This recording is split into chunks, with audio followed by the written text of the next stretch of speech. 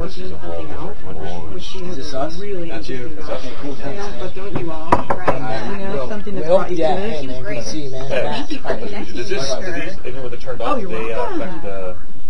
I didn't turn my phone off. Why not off? I've never turned it off before. Yeah, Okay, so then get me set up here. unless it rings. No, I got the buzzer thing off, so... Hey, how you doing, man? That's a lot. You should already be, How do I get on here to look at all the comments? Thank you so much.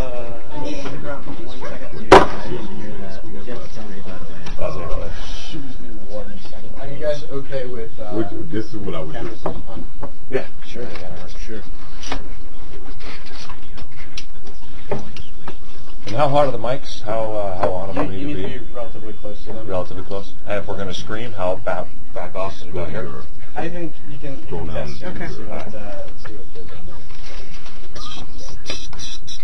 We have, We're going to take some of the better elements that come on potentially and put them onto the Karma Era YouTube page. Are you okay with that? We'll show Hang on, you where is everything before my... we go, so you guys I'll just get started and I'll have that for you. No worries. I'll run over there. I want to go shirts off, Okay, though. That's cool. Okay. If you want to go shirts off, we'll be sure to put Shirts that off, Barbara? I think just Ed. All right, here we go. Headphones? I'll get you set up. I'll get you set up.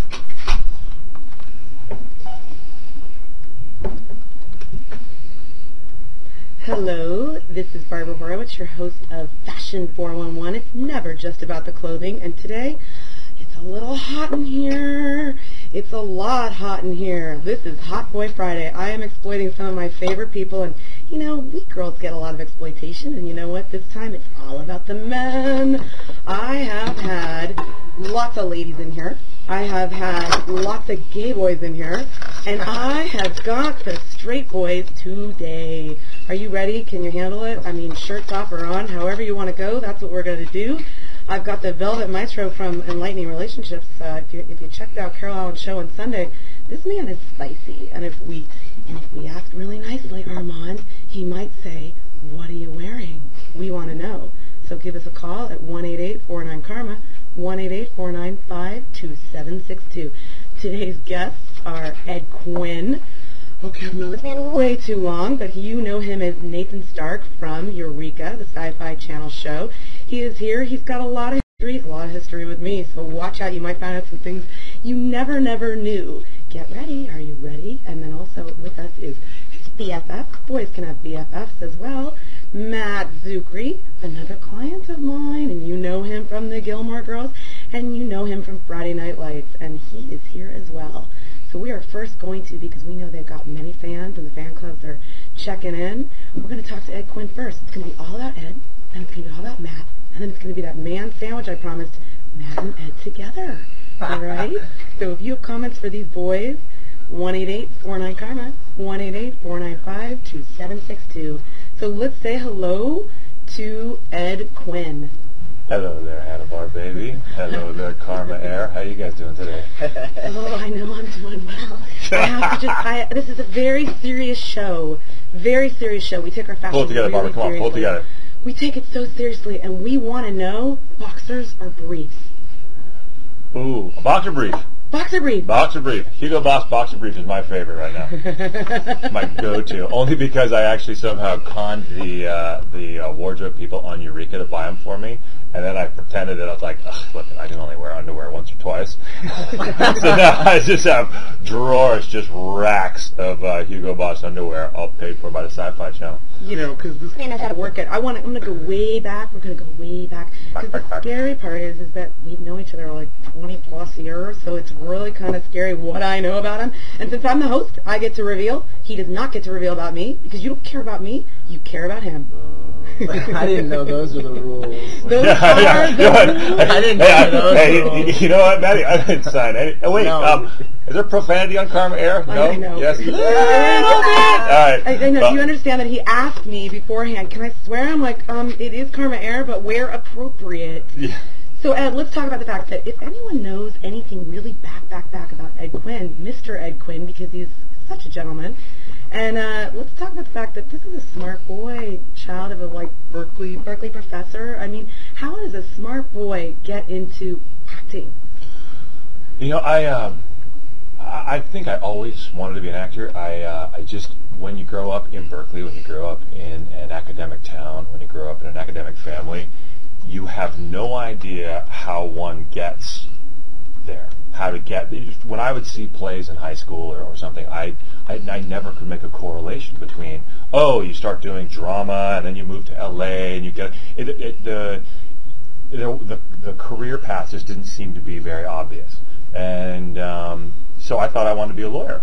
So that's what I thought I was going to be in high school. And when I went to Berkeley, I studied history. It was some rhetoric in the thought of going to law school. But at the end of the day, what I really wanted to be was a lawyer on TV. And so through a number of occurrences right towards the end of my college career, I was able to make the segue from Berkeley and somehow find my way down to Los Angeles. Okay, so let's talk about the fact that smart boy at Berkeley becomes a model. Okay, Model. he is actually. I have to credit Ed Quinn on air for he is the reason that I became an agent. I don't know how it happened, but who got who their first booking job? He Look really models, did. Marie Christine. Woo-hoo-hoo-hoo. So I have to say, I know this man, and boxers are brief, or he's gonna hate this. Loincloth? Anyone? Yeah. What is a very large rope between your legs? Yeah. Well, okay. Let's back it up. Loincloth all right. across some It's rock. late '80s. Let's think about it. Let's get context here, really quick. Late '80s. We're talking Versace, Nikos. We're talking who was the other huge designer? I mean, Gucci did it. Terry Mugler. All of them were doing big boys, pretty much naked.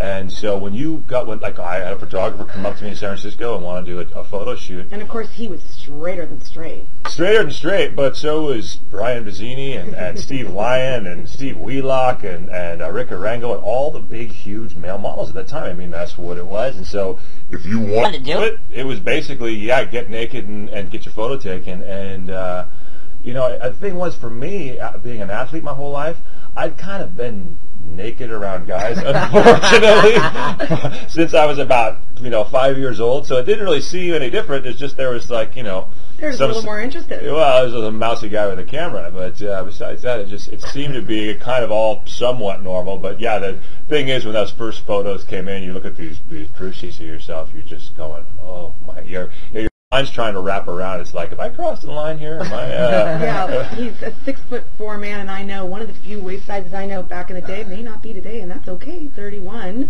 for a 6'4" man is very trim. Yeah. And he was strewn across some rocks, and I just remember looking at him going, "How are you right now?" I think being 6'4" and about 215 pounds right there kept me. I never found myself in any compromised positions or on the verge of getting molested, because I think a lot of people looked and said, "God, I may be attracted to him, but he's big and he looks like he probably could be really violent." But that brings me to a great point, because I know that you traveled extensively through Europe as a male model, and you kind of, back in the day, it was like I always liked how smart you were. No matter what you do in life, being smart helps wherever you are. You really knew how to sort of play the line, because Europe is very much like, do me baby, and it isn't just the girls, it's the male men that are working with you.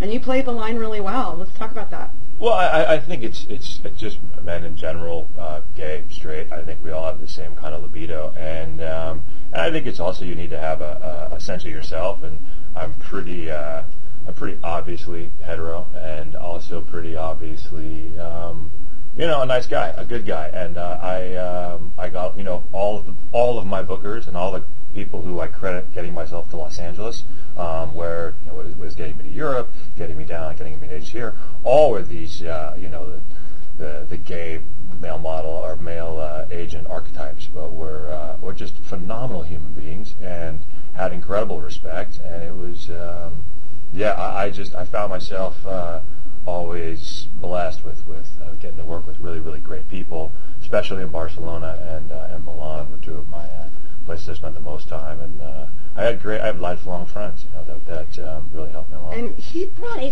certain Sports Illustrated model to me to take care of, who we couldn't even get arrested back in the day to Victoria's Secret, and now Marissa Miller graces the cover of Sports Illustrated. I didn't know so much later that he was kind of hanging with her. Wow. I don't even know if he knows I know that, but I just thought he was playing good boy, rescuing the damsel in distress. But I have to say, I've emailed her about being on the show. Top two bodies that would come out to Polaroid, and I would just be like, that's not right, okay?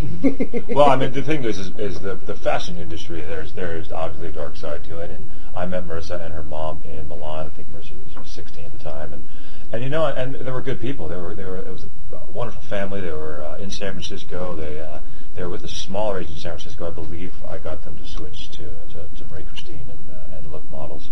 But you know, they were with an agency who was you know, pretty much sending her out to dinners with sleazy old guys, and she wasn't really getting good auditions. And when I met them, because I'm a surfer, I knew Santa Cruz very, very well. In fact, Marissa's dad and I both had our boards shaped by the same shaper, John Mell from Freeline Design. And I just said, look, you guys got to leave. Get out of Milan. You got to restart. You got to go back. You got to get a stronger mother agent. Marie Christine, look, I don't know if that ever happened. I can't quite remember, but I know they did. And then they got set up with you guys down at Bordeaux, and you know, and it's back then. I know it's changed a lot. Fashion's changed a lot with the red carpets and the House of Styles and the model awards, whatever. Back then, it was this industry that you really didn't know anything about, and it was basically you kind of got into it, and felt your way through it, and you know, and she really persevered. She could have easily quit. She could have easily been at that point just got discouraged because it was a bad experience, but she hung in there, and she found her niche too. She was over there trying to be a high fashion model, and what she really was a perfect bathing suit, you know, lingerie model, and she found her way through. And that's what you got to kind of do is no matter what you do in this life, especially with entertainment or fashion or whatever, you're going to fail a lot. You're going to fail most of the time. So fail, but try and find your niche. Just keep your passion, and eventually you'll find your way here. I know that's exactly what happened to me in acting, and exactly what happened to Matt, and it happens to most people who choose these professions. Yeah, and you know, it's interesting because I've had Josie Marin on the show, and I've had Annie Morton on the show, and these are really big-time supermodel girls, and Milan changes you because it teaches you things I don't know if you're supposed to learn as a younger adult. But let's talk about, you have a whole posse of hot male model dudes. I mean, like, let's talk about some of those boys and some of the campaigns that you did, and then we're going to roll right into the acting. Well, you know, that was one of the best parts about being over there is because male modeling, there was no money in it, there was no glamour, you just basically got dropped into a city, and your agents were the only people that spoke English, and they would give you